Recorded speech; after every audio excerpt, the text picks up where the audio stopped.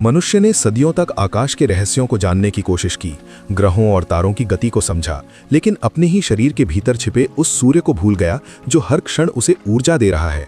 वो सूर्य है नाभि।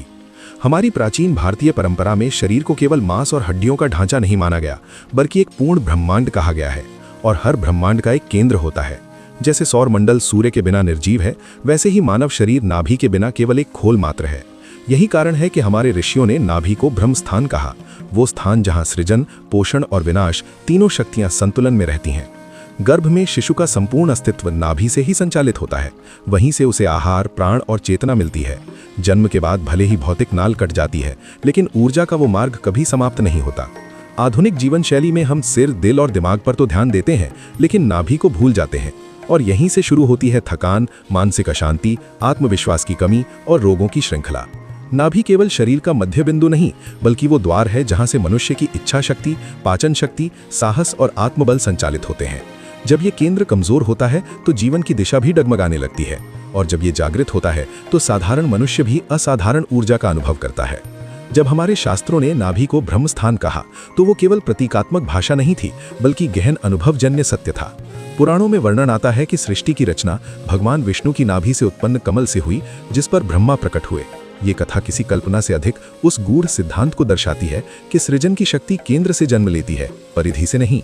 योग विज्ञान इस सत्य को मणिपुर चक्र के रूप में समझाता है। नाभि पर स्थित ये चक्र अग्नि तत्व का केंद्र है।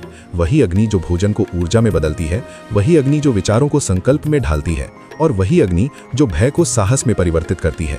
ऋषि मुनियों ने गहरे ध्यान में ये जाना कि मनुष्य के शरीर में 72,000 सूक्ष्म नाड़ियां हैं, और इन सभी का संगम नाभि क्षेत्र में होता है। इसलिए नाभि केवल शरीर का मध्य नहीं, बल्कि पूरे नाड़ी तंत्र का नियंत्रण कक्ष है। शिव संहिता का सूत्र नाभि स्थानम मनोमूलम इसी और संकेत करता है। मन की जड़ नाभि में है। जब मन अशांत होता है तो उसका कारण केवल विचार नहीं, बल्कि नाभि का असंतुलन होता है। यही कारण है कि प्राचीन काल में मानसिक रोगों का उपचार पहले नाभि और श्वास पर किया जाता था, औषधियों पर नहीं। यदि नाभि अपने स्थान से विचलित हो जाए, जिसे लोक भाषा में धरण गिरना कहा जाता है, तो व्यक्ति का आत्मविश्वास टूटने लगता है, निर्णय क्षमता कम हो जाती है और जीवन में स्थिरता समाप्त होने लगती है। ऋषियों के लिए नाभि कोई साधारण अंग नहीं, बल्कि वो द्वार थी जहां से प्राण भीतर आते हैं और वहीं से चेतना ऊपर की यात्रा शुरू करती है। हजारों वर्षों पहले जिन सत्यों को ऋषियों ने ध्यान और अनुभव से जाना था, आज आधुनिक विज्ञान उन्हें अलग भाषा में स्वीकार कर रहा है। न्यूरोसाइंस बताता है कि हमारे पेट में स्थित एंटेरिक नर्वस सिस्टम में 200 मिलियन से अधिक न्यूरॉन्स होते हैं। इसी कारण वैज्ञानिक इसे सेकंड ब्रेन कहते हैं। यही कारण है कि डर, तनाव या उत्साह की पहली प्रतिक्रिया पेट में महसूस होती है, कभी ऐंठन के रूप में, कभी भारीपन के रूप में। नाभि क्षेत्र वेगस नर्व के माध्यम से सीधे मस्तिष्क से जुड़ा होता है। इसलिए नाभि में असंतुलन केवल पाचन नहीं, बल्कि चिंता, अनिद्रा और अवसाद तक को जन्म देता है। वैज्ञानिक शोध ये भी संकेत देते हैं कि नाभि के आसपास स्टेम सेल्स की सक्रियता अधिक होती है, जो शरीर की मरम्मत और पुनर्जीवन में महत्वपूर्ण भूमिका निभाती है। यही कारण है कि प्राचीन परंपराओं में नाभि को सुरक्षित और सक्रिय रखने पर विशेष जोर दिया गया। आज के तेज, तनावग्रस्त जीवन में इन परंपराओं को अपनाना कठिन नहीं, बल्कि अत्यंत आवश्यक हो गया है। रात को सोने से पहले नाभि में 2-3 बूंद देसी घी या बादाम तेल डालना तंत्रिका तंत्र को शांत करता है और एकाग्रता बढ़ाता है। नीम का तेल शरीर की आंतरिक अशुद्धियों पर काम करता है। सरसों का तेल पाचन और जोड़ों की शक्ति को बढ़ाता है। इसके साथ ही दिन में कुछ मिनट बेली ब्रीदिंग, जहां श्वास लेते समय पेट बाहर और छोड़ते समय भीतर जाता है, मणिपुर चक्र को सक्रिय कर तनाव को तुरंत कम करता है।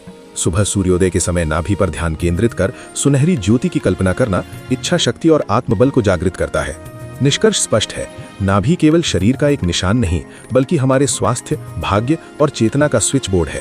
जब आप अपनी नाभि का सम्मान करना शुरू करते हैं, तो आप सीधे अपनी मूल ऊर्जा से जुड़ जाते हैं।